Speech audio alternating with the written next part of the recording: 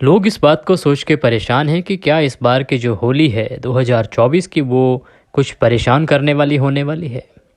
लोगों के मन में बहुत से विचार आ रहे हैं। साथ ही जो बहुत से यूट्यूब चैनल्स हैं या ज्योतिषाचार्य हैं उन्होंने लोगों को और अधिक डरा दिया है कि इस बार होली पर चंद्र ग्रहण लग रहा है, जो कि बहुत ही खतरनाक और सभी के लिए बहुत ही हानिकारक होने वाला है।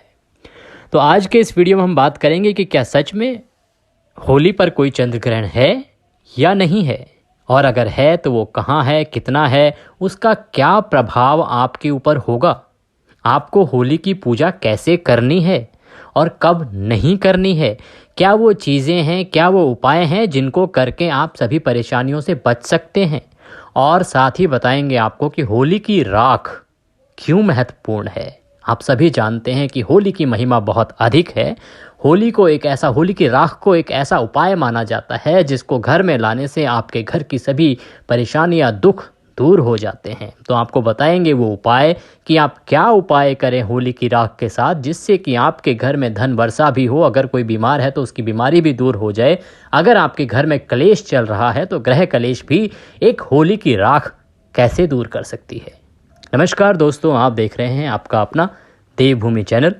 आज के इस वीडियो में बात करेंगे होली 2024 की। होली कब है, चंद्र ग्रहण होगा कि नहीं होगा, और किस प्रकार से वो आपके लिए कितना हानिकारक या शुभप्रद रहने वाला है।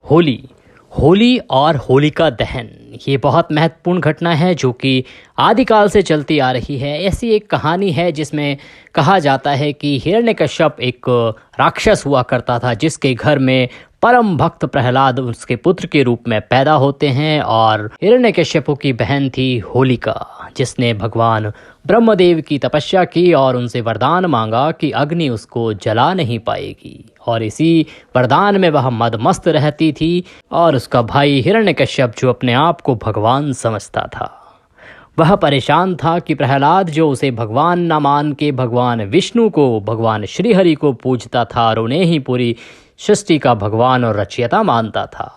प्रहलाद से परेशान होकर हिरण्यकश्यप ने बहुत प्रयत्न किया कि किसी प्रकार से उसको सुधारा जाए, किसी प्रकार से उसको डराया जाए। इसके लिए उसको बहुत प्रताड़ित भी किया गया।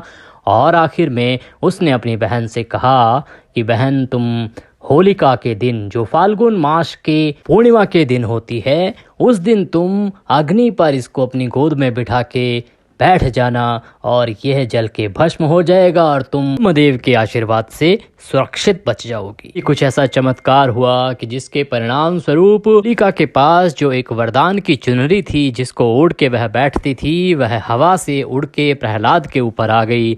और इस प्रकार भक्त प्रहलाद भगवान की कृपा से सुरक्षित बच गए और होलिका जलकर भस्म हो गई। इसीलिए इस दिन को बुराई पर अच्छाई की विजय के रूप में मनाया जाता है। इस दिन को बहुत ही विशेष रूप से जो नेगेटिव एनर्जी है उसके भस्म होने के लिए मनाया जाता है। और इसीलिए होली की जो राख है वो महत्वपूर्ण हो जाती है, क्योंकि ऐसा माना जाता है कि अगर होली की राख को आप घर में लाते हैं तो आपके घर की जितनी भी नेगेटिव एनर्जी है वह समाप्त हो जाती है। जितने भी शरीर के हानिकारक जीवाणु हैं वह भी नष्ट हो जाते हैं।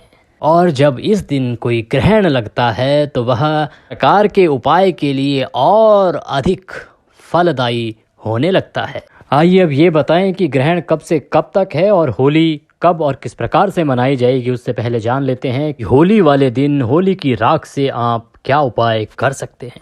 ये परिवार में कोई भी परेशान है, किसी प्रकार का जादू टोना, वशीकरण, सम्मोहन या किसी प्रकार की ऊपरी शक्ति से अगर परेशान है तो यह उपाय कीजिए। उपाय में 2 लौंग लीजिए, उनको देसी घी में डुबोइए, उसके बाद 1 बतासा 1 पान का पत्ता लीजिए और जब होलिका दहन हो तो उस होलिका दहन में इसको डाल दीजिए। साथ में प्रार्थना कीजिए कि हे होलिके, हमारे घर में जो बाधाएं परेशानियां चल रही हैं इन सब को अपने साथ जलाकर भस्म कर दो।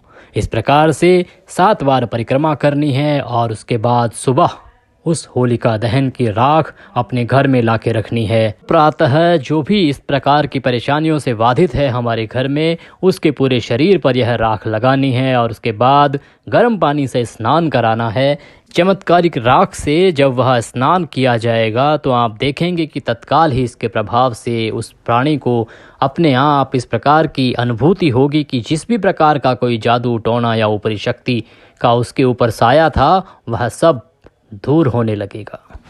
आप बहुत ही स्वस्थ महसूस करने लगेंगे। अगर कोई माता बहन परेशान है कि उसके पति किसी और औरत के वजह से उसे प्रताड़ित कर रहे हैं या किसी और के साथ वास कर रहे हैं और वह इससे छुटकारा पाना चाहती है, तो उसे यह उपाय करना है। उपयुक्त सामग्री लेनी है, लौंग लेनी है 2, जिन्हें देसी घी में भिगोना है, पान का पत्ता और बताशा लेना है और उसके बाद एक गोमती चक्र लेके 7 बार होलिका की परिक्रमा करनी है और यह सब पति का नाम लेते हुए होलिका में डाल देना है। होलिका में जब यह सब वस्तुएं जलेंगी तो आप देखेंगे कि आपके जो पति हैं दूसरी औरत के संपर्क को छोड़ देंगे और वह पूर्ण रूप से सिर्फ आपके साथ ही रहने लगेंगे। महत्वपूर्ण उपाय कि अगर आपका पैसा कोई वापस नहीं कर रहा है, किसी को आपने उधार दिया था और वह आपका पैसा नहीं लौटा रहा है, तो यह अचूक उपाय करें कि जहाँ पर होलिका जलानी है, जहाँ होली बनने वाली है, वहाँ पर सुबह जाएं और जाके भोजपत्र पर अनार की लकड़ी से